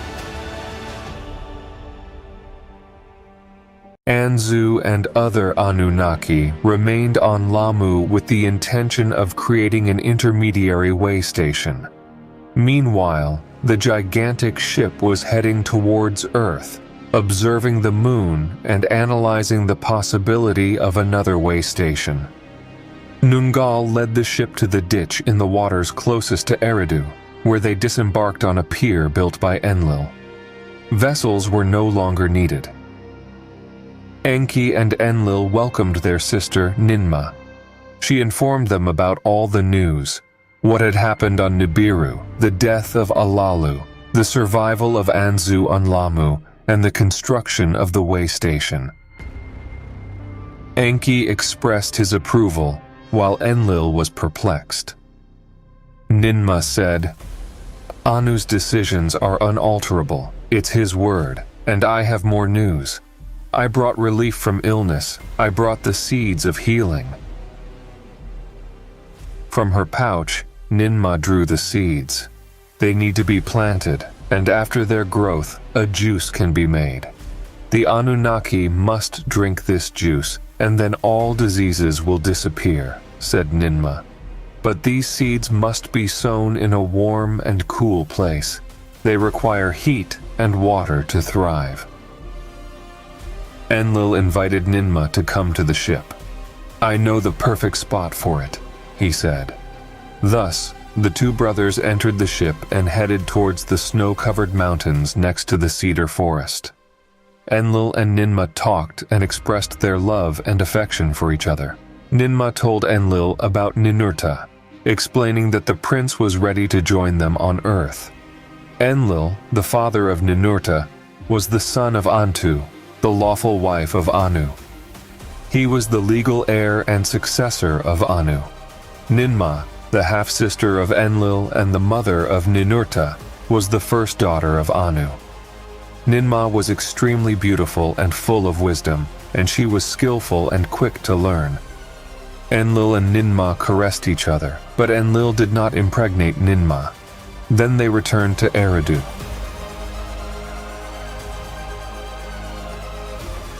On the way, Enlil showed the landscape and presented the Eden in all its vastness. He explained his entire plan. Far from Eridu, where the dry land begins, will be my abode. It will be named Larsa, the place of command located on the banks of the Buranu, the river of deep waters. In the future, a city called Lagash will emerge. Between the two, I have drawn a line, and nearby there will be a city called Shurubak, the city of refuge. This will be your city. It will stand on the central line and lead to the fourth city, Nibruki. Nibruki will be the crossing point, the link between heaven and earth. It will house the tablets of destinies and control all quests. Together with Eridu, these 5 cities will exist forever. Enlil then revealed a crystal tablet with several markings and explained that in the future, there will be a place for the ship to arrive from Nibiru to Earth.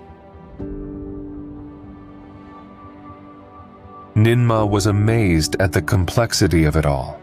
She understood Enlil's disagreement with Anu's plan and the creation of an intermediary station on Lamu. "It is a magnificent plan," said Ninmah, visibly emotional. Enlil's plan included the creation of a city for her, a healing city, a healing station. "But," warned Ninmah, "do not go beyond this plan set by your father. Do not offend your brother Enki either. You are as wise as you are beautiful," Enlil said. Meanwhile, in the Abzu, Enki was also devising plans. His plans differed significantly from those of Enlil. He contemplated where he could construct dwellings for the Anunnaki, where he could establish his own residence, and where he could access the depths of the earth. From his celestial ship, he surveyed the entire expanse of the Abzu meticulously. The Abzu was a distant land, situated beyond the waters of the Eden, known for its abundance and perfection. The region boasted powerful rivers coursing through it. Enki built his abode near the flowing pure waters, amidst the heart of the Abzu. In this land, Enki designated the place of the deep, which allowed the Anunnaki to penetrate the depths of the earth. Through inner tunnels, they could explore the veins of precious gold. Enki arranged the necessary equipment for crushing the extracted gold, including the necessary tools and machinery. Subsequently, the gold would be transported using celestial ships to the landing place located in the Cedar Mountains. From there, spaceships would convey the gold to the way station on Lamu. Consequently, numerous extraterrestrials arrived on the planet. Some were assigned to the Eden under Enlil's supervision, while others joined Enki in the Abzu. Another group was directed to Shurubak with Ninmah. On Nibruki, the celestial link between heaven and earth, Enlil gathered and oversaw all the missions. Enki frequently traveled between Eridu and the Abzu, diligently supervising all activities. Construction on Lamu progressed, and the way station received a considerable workforce. Thus, 2 shars elapsed until Anu issued his official order on the 7th day. On Earth, this was considered the 7th day, a day of rest originally decreed by Enki. 600 individuals assembled to heed Anu's proclamation. Enki was accompanied by his vizier Isimud, Nungal the pilot, Alagar, the lord of Eridu, and Abgal, who commanded the landing place. In the Aden, Enlil observed the transmission alongside Ninmah and her entourage of maidens. On Lamu, various workers congregated with Anzu. It was then that Anu spoke. "You are heroes, the true saviors of Nibiru. The fate of our entire planet rests in your hands. Your deeds will be eternally remembered, and your names will be revered. Henceforth, those on earth shall be known as the Anunnaki, meaning those who came from heaven to earth. And those residing on Lahmu shall be called the Igigi, signifying those who observe and see. Everything is now prepared. Let the flow of gold commence, and let Nibiru be saved." However, Anu, distant on Nibiru, could not foresee the impending turmoil. It began with the predicament involving their own offspring, long before the arrival of the Anunnaki on Earth. Enki, as the eldest son of Anu, was not the legitimate heir due to his status as the son of a concubine. Ninmah, the eldest daughter, had been chosen by Anu to marry Enki, his eldest son. The intention was for the firstborn of this union to possess a double inheritance and become the rightful successor. However, Ninmah was in love with her half-brother, Enlil. Consequently, Enlil impregnated Ninmah, and Ninurta, the prince who would soon be on Earth, was born as the son of Enlil and Ninmah. Enraged at the time, and still on Nibiru, Anu forbade Ninmah from marrying anyone. Consequently, Enki married a princess, the daughter of Allalu, the beautiful Damkina. Enki and Damkina had a son named Marduk, whose name meant one born in a pure place. Enki, Anu's eldest son, had a son named Marduk through marriage. On the other hand, Enlil, Anu's rightful heir, had a son named Ninurta, but not through marriage. Enlil's story in this regard unfolded on Earth rather than Nibiru. Enlil fell in love with Sud, one of Ninmah's maidens, while she was bathing in a cold mountain. Enlil took Sud to his abode in the cedar grove and offered her the elixir of the fruit of Nibiru, which grew on Earth. The two drank it, and Enlil expressed his intentions. However, Sud revealed her virginity and that she had never been kissed. Nonetheless, Enlil laughed and kissed her, impregnating her with the seed of life. Ninmah considered this act immoral and accused Enlil before the seven who judge. Enlil was sentenced to exile in a land of no return, far away from all cities. Abgal, Enlil's pilot, transported him to a distant land amidst inhospitable mountains. Descending the ship to the ground, Abgal said, "Enlil, I did not choose this place by chance. In a nearby cave, Enki hid the weapons of terror that were in Allalu's ship. Take possession of the weapons, and you will regain your freedom." Having said that, Abgal departed, leaving Enlil alone in that place. In the Eden, Sud confided in her commander, Ninmah, revealing that she was pregnant with Enlil's child. Ninmah conveyed the news to Enki, the Lord of Earth, who was then supreme on Earth. Enki decided to summon the seven who judge, and during the trial, Sud was questioned about the possibility of accepting Enlil as her husband. After accepting, Enlil returned from exile to marry Sud, now known as Ninlil, the Lady of the Mandate. They had a son named Nannar, the Bright One.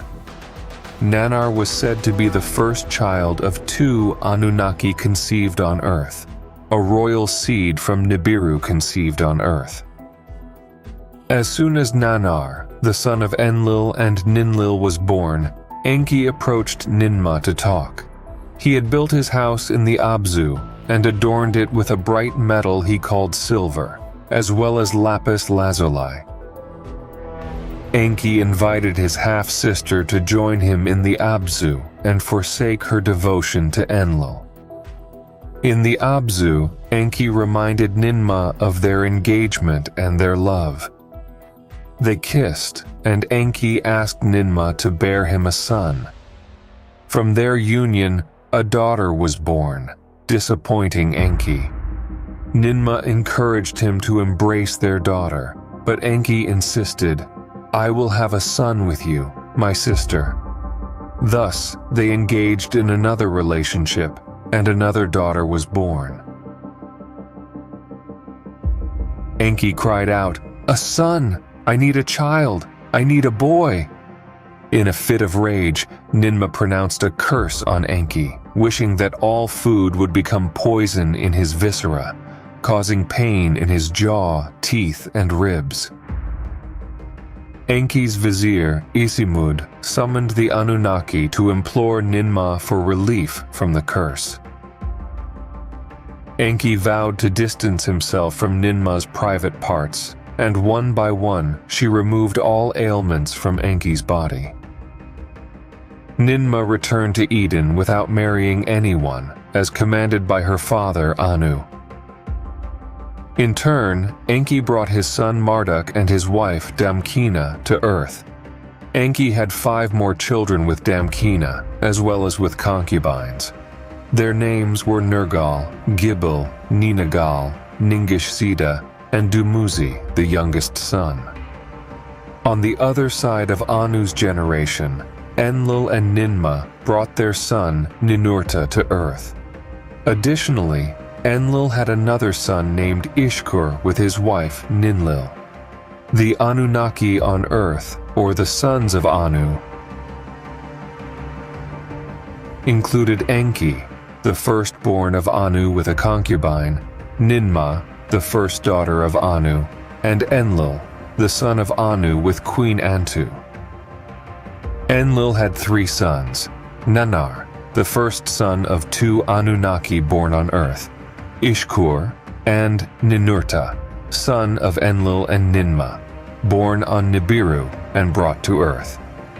Enki was the father of Marduk, who was the son of Enki and his wife Damkina, in addition to the 2 daughters he had with Ninmah and the Anunnaki children Nergal, Gibil, Ninagal, Ningishsida, and Dumuzi. In this way, 2 clans settled on Earth, and later they would engage in war. In the Abzu, gold was extracted from Earth's golden veins and transported to the landing place. The Igigi then carried the gold to a way station on Lamu using spaceships. From Lamu, the precious metal was delivered to Nibiru in celestial ships. On Nibiru, the gold was finely ground into powder and spread into the atmosphere for the planet's protection. Gradually, Earth's gold healed Nibiru's wounds, holes, and cracks.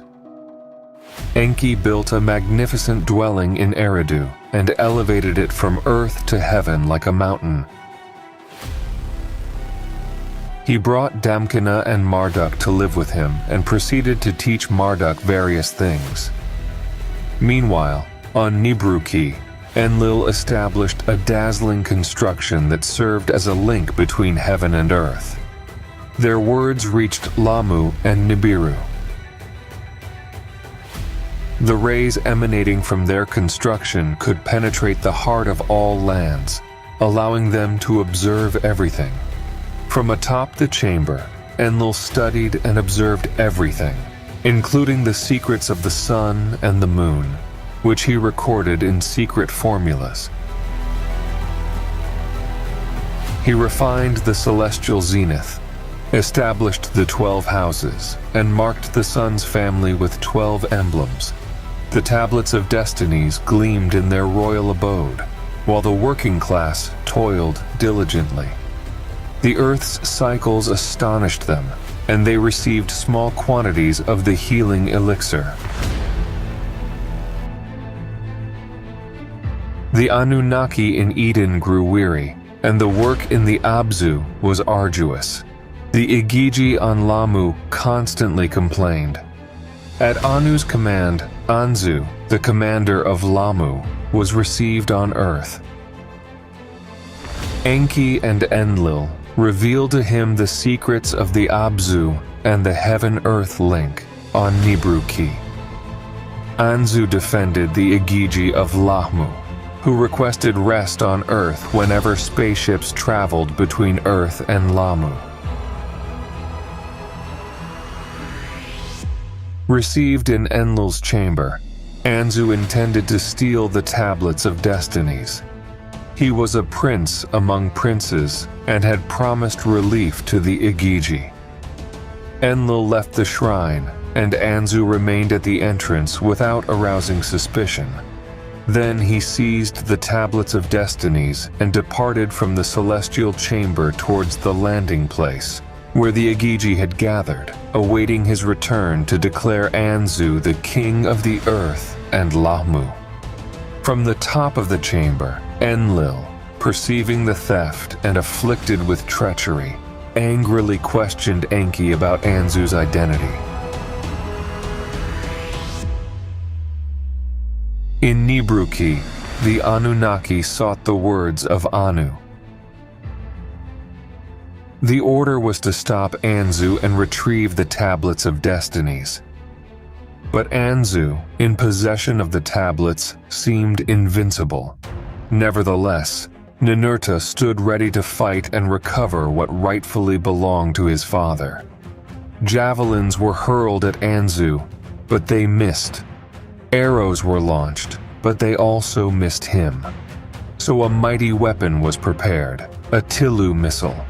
The instructions were for Ninurta and Anzu to approach each other, wing to wing, and launch the missile, creating a whirlwind and a storm of dust. And then, like a ball of fire, Anzu fell.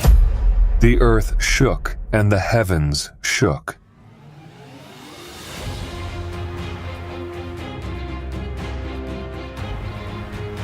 Ninurta took the Tablets of Destinies and made Anzu his prisoner.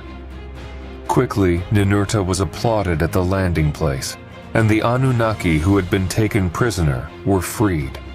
And before the judges, Anzu was sentenced to death. Then, the life fluid of Anzu extinguished. Ninurta said, "Leave his body to the vultures." And Enki answered, "Lead Anzu's body to Lamu, that it may be buried beside Alalu. They share the same ancestral seed. Let Marduk, my son, conduct Anzu's corpse and let him rest there, becoming the commander of Lamu." Meanwhile, on Earth, Enki and Enlil discussed changes to avoid confusion. Ninurta, who was knowledgeable about the inner workings of planets, suggested the creation of a new city of metal for easier and faster shipments. Thus, those who were weary could return to Nibiru, and new Anunnaki could come to Earth in their place. In this way, construction began in the Eden, and it took 3 shars until the city of Bad Tabira was created. Ninurta, who had made the suggestion, became the first commander. The flow of gold to Nibiru became easier and faster. Many of those who were on Earth and Lamu returned to Nibiru, including Alalgar, Abgal, and Nungal. They were received as heroes by the inhabitants of the planet Nibiru, especially the younger ones who desired to participate in the missions and experience the excitement. They were unaware of the great calamities that existed on Earth, Lamu, and in the heavens. In Bad Tabira, gold was smelted and refined, and then sent to Lamu in spaceships. Pure gold was transported from Lamu to Nibiru in celestial ships. As Ninurta had conceived, gold flowed from Abzu to Nibiru. However, what went unnoticed was the discontent among the newly arrived Anunnaki. Enki, preoccupied with other matters in the Abzu, remained unaware of the situation. To address this, Enki established a new facility known as the House of Life and invited his son Ningishida to join him in its operations. Enki was particularly intrigued by certain creatures that dwelled among the tall trees, using their front paws as hands. Additionally, there were peculiar upright walking beings observed in the grassy steppes. Enki diligently delved into the secrets of life and death, equipping the House of Life with meticulously crafted tools and equipment. Engrossed and captivated, Enki devoted himself entirely to his studies. However, Ninurta, stationed in Bad Tabira, was the first to notice a decline in gold mining operations. Enlil dispatched Ninurta to the Abzu to investigate the cause, accompanied by Enugi, the chief officer. Enugi himself had heard first-hand complaints from the Anunnaki and relayed all he had learned to Ninurta. "The work here is unbearable," he exclaimed. Ninurta shared this matter with Enki, who promptly summoned Enlil. The commanding lord, Enlil, arrived at the Abzu and settled in a residence near the excavation site. It was then that a group of Anunnaki workers launched an assault on Ennugi, the chief mining officer. They set fire to their tools and subsequently approached Enlil's dwelling to express their grievances. Kalkal, the gatekeeper, barred the entrance and summoned Nusku, Enlil's vizier. Nusku, awakening Enlil from his rest, reported, "My lord, we are surrounded. The Anunnaki workers are here, protesting against the strenuous labor." Enki and Ninurta were summoned, and Enlil inquired, "What is happening? Who instigated this rebellion?" In unison they responded, "We did, all of us."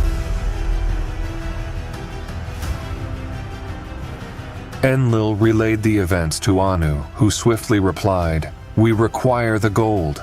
The work cannot cease." Enki contemplated, "The labor is indeed burdensome, as we all know. The rebellion is not against Enlil, but against the work itself." Ennugi, the chief mining officer, was released and consulted. He conveyed, "Since the heat on Earth intensified, the work has become unbearable, intolerable." Ninurta proposed, "Let the rebels return to Nibiru, and let other Anunnaki take their place." Enlil turned to Enki and asked, "Is it possible to create new tools for the Anunnaki that would alleviate the need for tunnels?" Enki responded, "Summon my son Ningishita. I must speak with him." After their conversation, Enki made an announcement. "There might be a viable solution. Let us fashion a primitive worker. Lulu shall be its name, and let this new being shoulder the burdensome toil of the Anunnaki." The Anunnaki leaders were rendered speechless. Who could have conceived such a solution? Would anyone have ever imagined it? Thus, they summoned Ninma, renowned for her healing and nurturing abilities. Ninma replied, "I have never encountered anything like this. All beings descend from a seed. Each being evolves throughout eternity from another. None emerge from nothingness." Enki smiled and said, "How right you are, my sister." Then Enki continued, "I must reveal a secret of the Abzu. The being we need already exists. All we need to do is brand it with our essence, with the essence of Nibiru, with the Anunnaki essence. Let me create Lulu, the primitive worker," Enki said.